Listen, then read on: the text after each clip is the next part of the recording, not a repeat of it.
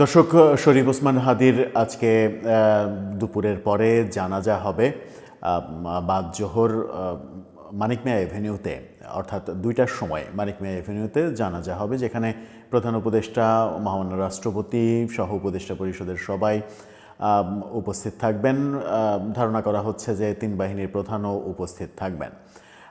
সেটাকে কেন্দ্র করে নানা ধরনের তৎপরতা রয়েছে, প্রস্তুতি রয়েছে। শরীফ ওসমান হাদির মৃত্যুকে কেন্দ্র করে সেই রাত থেকে পরবর্তীতে ঢাকাসহ সারা দেশে যে ঘটনাগুলো ঘটেছে, বিশেষ করে গণমাধ্যম এবং সাংস্কৃতিক কেন্দ্রে যে আঘাত, গতকালকেও আমরা দেখেছি উদীচীর প্রধান কার্যালয়ে আগুন দেওয়ার ঘটনা ঘটেছে।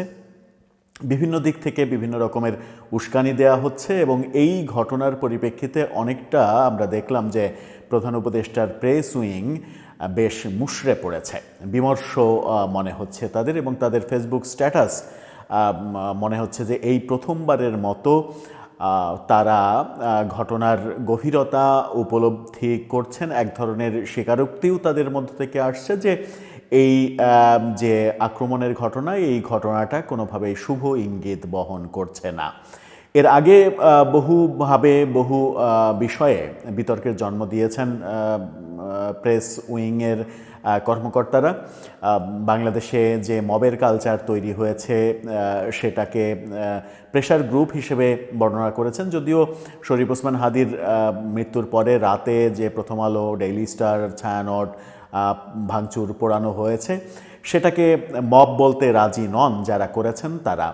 যারা মব বলবে এটাকে, তাদের বিরুদ্ধেই তারা যুদ্ধ ঘোষণা করতে চান।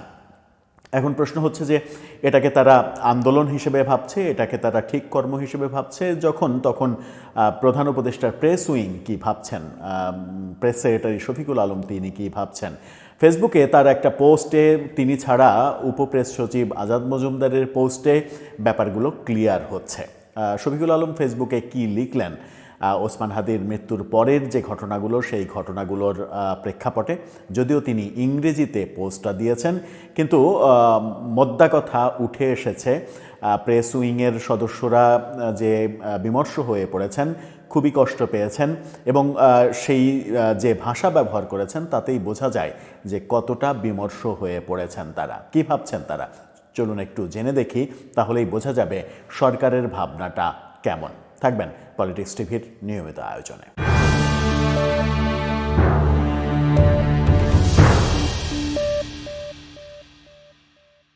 দর্শক, বলছিলাম ওসমান হাদির মৃত্যুর পরে উদ্ভূত পরিস্থিতি, সেই পরিস্থিতি গতকালকেও আমরা দেখেছি উদীচীতে আগুন দেওয়ার ঘটনা। তারপরে আমরা দেখেছি যে এনসিপি নেতারা উদীচীর কার্যালয় পরিদর্শন করতে গিয়েছেন।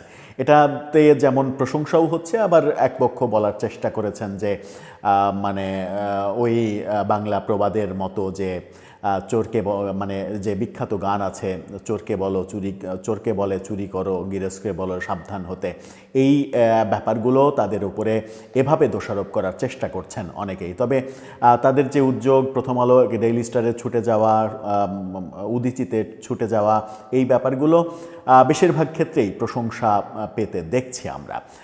প্রেস সেক্রেটারি শফিকুল আলম তিনি কি বলছেন, উপপ্রেস সেক্রেটারি আজাদ মজুমদার তিনি ফেসবুক পোস্টে লিখেছেন যে তিনি খুবই কষ্ট পেয়েছেন, তিনি দুঃখিত, এইভাবে তিনি তার পোস্ট করেছেন। প্রেস সেক্রেটারি শফিকুল আলম যে কথাটা লিখেছেন তার ইংরেজি পোস্টটা আপনারা দেখে নিতে পারেন। ইংরেজিতে বলে তো খুব একটা ফায়দা নেই, আমরা বাংলাতে বোঝার চেষ্টা করি যে তিনি কি বলতে চাইলেন। তার পোস্টটা দেখলে এরকম হয়, এরকম লিখেছেন তিনি যে গত রাতে দ্য ডেইলি স্টার এবং প্রথম আলোর আমার সাংবাদিক বন্ধুদের কাছ থেকে সাহায্যের জন্য আমি উন্মত্ত কান্নাজড়িত ফোন পেয়েছি। আমার সকল বন্ধুদের কাছে আমি গভীরভাবে দুঃখিত যে আমি তোমাদের সাহায্য করতে ব্যর্থ হয়েছি। আমি সঠিক লোকদের কাছে অনেক ফোন করে সাহায্য সংগ্রহ করার চেষ্টা করেছি, কিন্তু সময় মতো পৌঁছায়নি।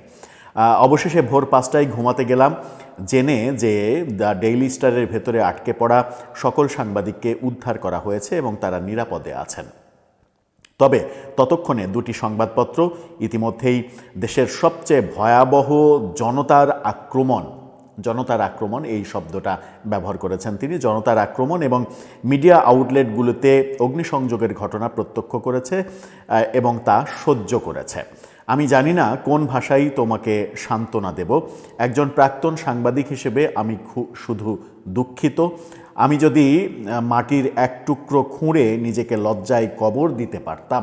এভাবেই লিখেছেন তিনি শেষ লাইনটা যেভাবে বলছেন যে আমি যদি মাটির এক টুকরো খুঁড়ে নিজেকে লজ্জায় কবর দিতে পারতাম, এই যে বাক্যটা, এই একটা বাক্যেই ব্যাপারটা বোঝা যায় যে তিনি কতটা বিমর্ষ হয়ে পড়েছেন। এবং আমার মনে হয় যে গত 16 মাসে এই প্রথমবারের মতো শফিকুল আলম এই আক্রমণের ঘটনা, জনতার আক্রমণের ঘটনা এবং এটা যে আক্রমণ, এটা যে সহিংসতা এবং এটা যে উচিত নয়, এটা ঠিক হয়নি, এটা মানে কি বলে যে নিজেদের সহ্য করার মতো নয়, এটাতে যে প্রচণ্ড কষ্ট অনুভূত হয়, এই ব্যাপারটা বোধহয় প্রথমবারের মতো তিনি প্রকাশ করলেন কিংবা প্রকাশ করতে বাধ্য হলেন যখন বাংলাদেশের সব থেকে বড় দুটো মিডিয়া হাউস একই সাথে একই সময়ে আক্রান্ত হলো। সাথে আমরা দেখেছি ছায়ানট আক্রান্ত হতে, সাথে আমরা দেখেছি উদীচী আক্রান্ত হতে, কারো কারো উস্কানি আমরা দেখেছি দেশের ভেতর থেকেই, কারো কারো উস্কানি দেখেছি ফেসবুকে। ডেইলি স্টার, প্রথম আলো, ছায়ানট, উদীচী এইগুলোকে আওয়ামী লীগের সংগঠন বলে এগুলোকে মাটির সঙ্গে মিশিয়ে দেওয়ার কথা উস্কানি দেওয়া হচ্ছে। কিন্তু আমরা দেখেছি যে বিগত মানে সরকার পতন আন্দোলনে জুলাই যে অভ্যুত্থান হলো সেখানে ডেইলি স্টার, প্রথম আলোর ভূমিকা ছাত্র জনতার পক্ষে ছিল এবং আমরা এই দুটো পত্রিকাকে শেখ হাসিনার আমলে সব থেকে বেশি শেখ হাসিনার মুখ থেকেই আমরা বিষোদ্গার করতে শুনেছি। গণভবনে মানে প্রথম আলোর প্রবেশ নিষিদ্ধ ছিল। এই কর্মকাণ্ডগুলো যখন আওয়ামী লীগের আমলে হয়েছে তখনও এই সময়ে এসে প্রথম আলো ডেইলি স্টারকে আওয়ামী লীগের দোসর হিসেবে যখন বলা হচ্ছে এবং সাবেক না, তিনি তো সাংবাদিকই, আন্তর্জাতিক মিডিয়াতে কাজ করেছেন। আন্তর্জাতিক মিডিয়াতে কাজ করা এই সাংবাদিকদের দিয়েই প্রধান উপদেষ্টা তার প্রেস উইং সাজিয়েছেন। আজাদ মজুমদারও আন্তর্জাতিক মিডিয়াতে কাজ করেছেন, রয়টার্সের মতো প্রতিষ্ঠানে তিনি কাজ করেছেন। এই যে শফিকুল আলম, তিনি এএপির মতো প্রতিষ্ঠানে কাজ করেছেন। এই যে তাদের গর্বিত অর্জনের ইতিহাস, সেই জায়গা থেকে সাংবাদিক হিসেবে তাদের ব্যথিত হওয়ারই কথা। কিন্তু মানে ইন্টারেস্টিংলি যে ব্যাপারটা মনে হলো, যেটা নিয়ে এই ফেসবুক পোস্ট এবং এটাকে কেন্দ্র করে বিভিন্ন গণমাধ্যমের ফটোকার্ড এমনভাবে সামাজিক যোগাযোগ মাধ্যমে ছড়িয়ে পড়েছে এবং মানে আওয়ামী সমর্থকরা এই ব্যাপারগুলোকে নিয়ে এমনভাবে ট্রল করছেন এই ব্যাপারে যে এতদিন তিনি মব এই ব্যাপারটা মানে স্বীকারই করেননি, সেই তিনি অতঃপর মাটি ফেঁড়ে ভেতরে ঢুকে যেতে চাইছেন লজ্জায়, দুঃখে, ক্ষোভে। এই ব্যাপারটা নিয়ে অনেকে যেমন ট্রল করছেন তেমনি অনেকে প্রশংসাও করছেন যে সরকার অন্তত বুঝতে পারছে যে কর্মকাণ্ডগুলো হয়েছে সেই কর্মকাণ্ডগুলো একেবারেই অনুচিত হয়েছে। দুই পক্ষের মতো কথা বলছে। আমরা মাঝখান থেকে শুধুমাত্র আপনাদের সামনে ঘটনাটা তুলে ধরতে পারি, বাকি সিদ্ধান্ত আপনার, যে আপনি কিভাবে, কোন দৃষ্টিকোণ থেকে এটাকে দেখছেন। দর্শক, আপনার সেই মতামতটা জানিয়ে লিখতে পারেন আমাদের কমেন্ট বক্সে।